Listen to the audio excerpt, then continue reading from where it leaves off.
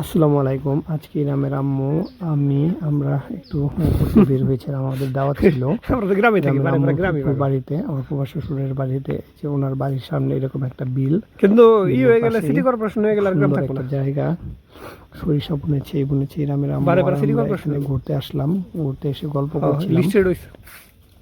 আম্মু বললো যে অনেকদিন এরকম গ্রাম দেখে না। হ্যাঁ, শহর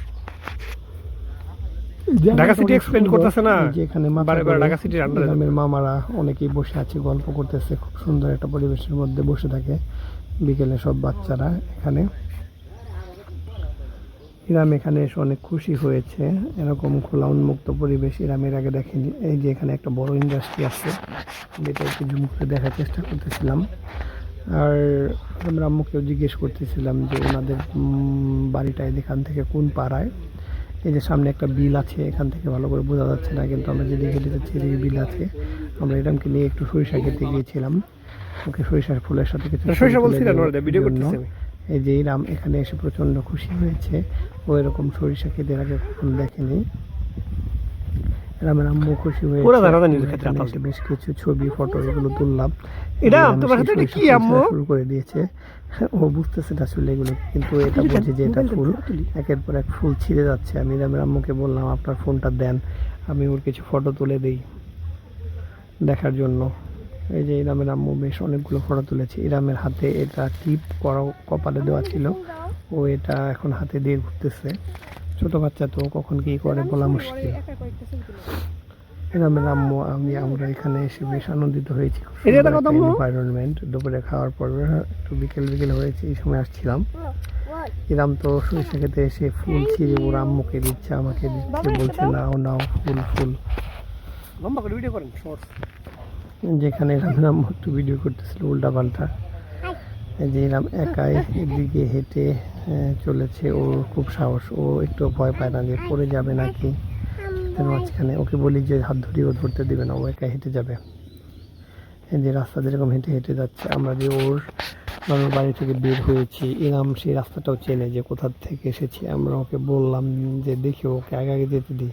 ও শুধু একবার আসছে, তাই রাস্তা মনে রাখতে পেরেছে। মাশাআল্লাহ, ওর স্মৃতিশক্তি দেখে আমরা বেশ অবাক হয়েছি যে এত ছোট বাচ্চার এত সুন্দর স্মৃতিশক্তি কীভাবে হয়। এই যে সে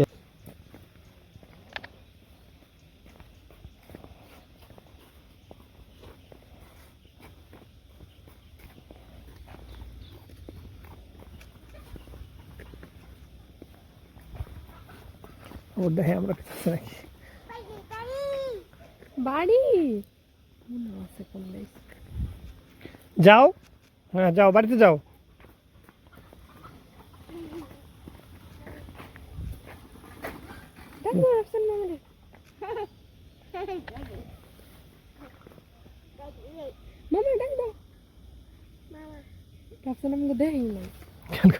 টানের প্রেসার।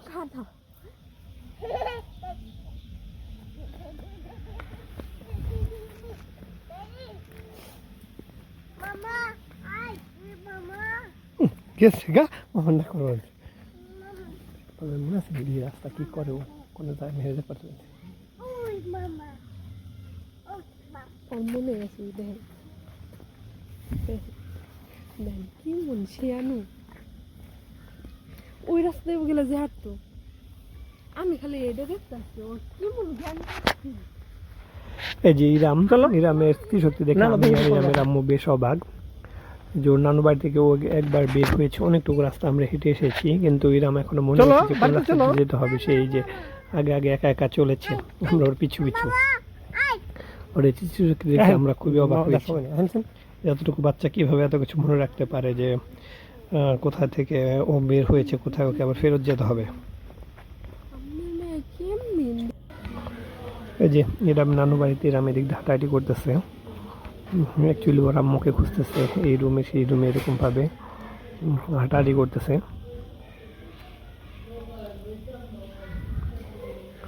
ইরামের আম্মু ইরামকে খেতে দিবে, ওকে একটু পোলাও আর কিছু একটা খাওয়িয়ে দেবে, ভাত।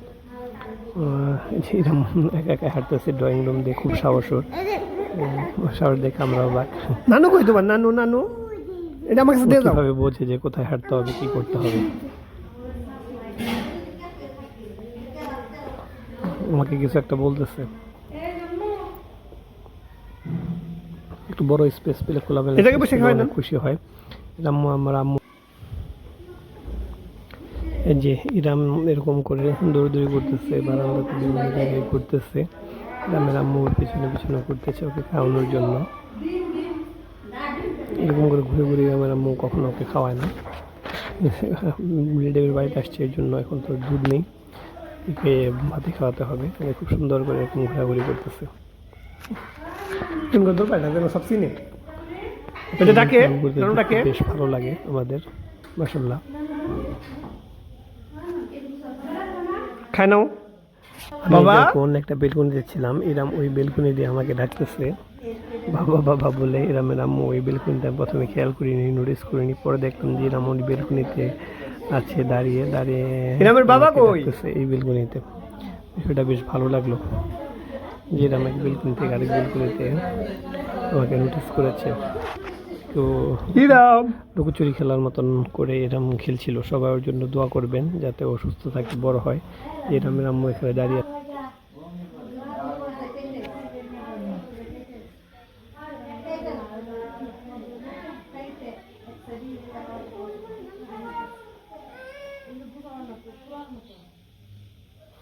কিছু কান্না করে কেন?